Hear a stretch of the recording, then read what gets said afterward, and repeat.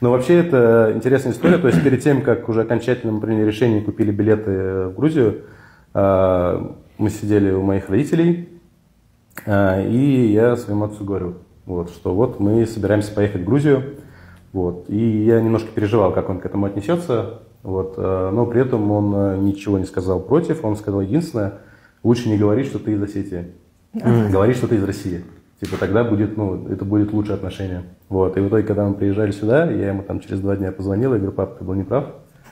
Оказывается, здесь в 10 раз лучше говорить, что ты из Осетии, чем то, что ты из России. Ну, собственно, и соседи, и знакомые, с кем мы там знакомились, там, в баре, на улице и прочее, все всегда очень тепло начинают отзываться, и, в принципе, отношение даже меняется, когда я говорю про то, что вот у меня корни в Синваре. Вот когда начинаешь общаться с грузинами, и сначала они думают, что русскоязычный, а потом говоришь: я осетин, и меняется ситуация? Или... Ну, во-первых, я внешне не очень похож прям на вот типичного русского человека, да, то есть я немножко такой, да, темненький, грубо говоря, с бородой, и периодически, да, там со мной начинают говорить по-грузински, ну, там я там что-то вначале там знал, вот, но потом говорю там английский или русский, и мне такие: а ты откуда, как зовут? Я говорю: Арсен.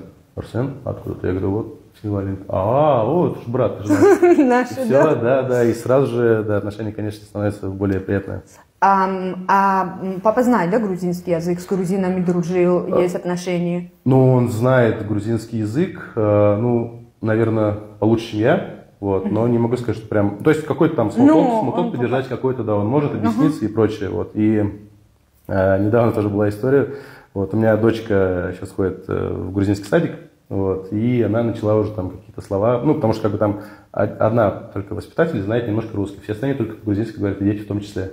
Вот, и она приходит, такая там считалочка, там, говорит, сами еще что-то, то есть у нее уже начинает она впитывать грузинский язык, и мы по видеосвязи с моими родителями созваниваемся, вот, и Мик такая: Камаджева, и они такие все просто растаяли, просто.